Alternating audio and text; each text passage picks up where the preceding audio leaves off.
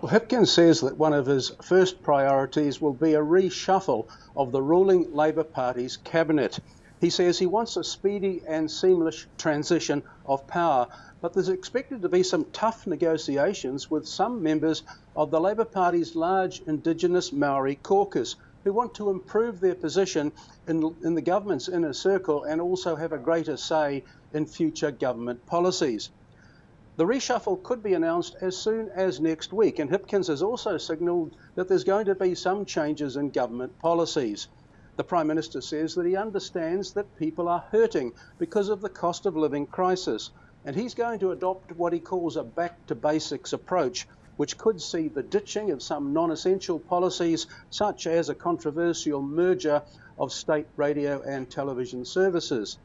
He says the focus is going to be on helping low and middle income families and small businesses get through these tough economic times. And he's heading to Auckland City tomorrow to speak with business leaders about the issues affecting them, which include the global labour shortage and immigration settings.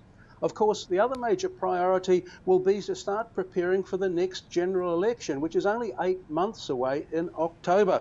Labor is trailing in the opinion polls, which means that Hipkins faces a tough battle to swing public opinion back in his favour.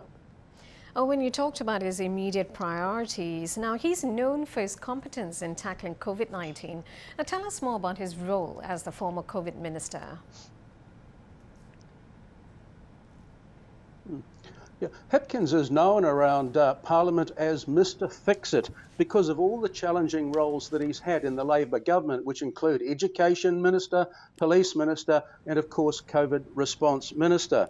During his 2 years in that job, he took a hard line in terms of enforcing border closures and lockdowns to keep people safe, and he received a lot of credit for New Zealand having one of the lowest infection and death rates in the world. However, he was also forced to back down on a decision to stop a pregnant New Zealand woman returning from Europe in early 22, and he was also criticised for being too slow to roll out vaccines, which meant that lockdowns went on for much longer than in other countries, to the point where people started to protest about a lack of freedom. In the end, the government was forced to abandon its zero COVID policy, especially when the Omicron variant came along, and that left a lot of people wondering why the government had been so strict for so long.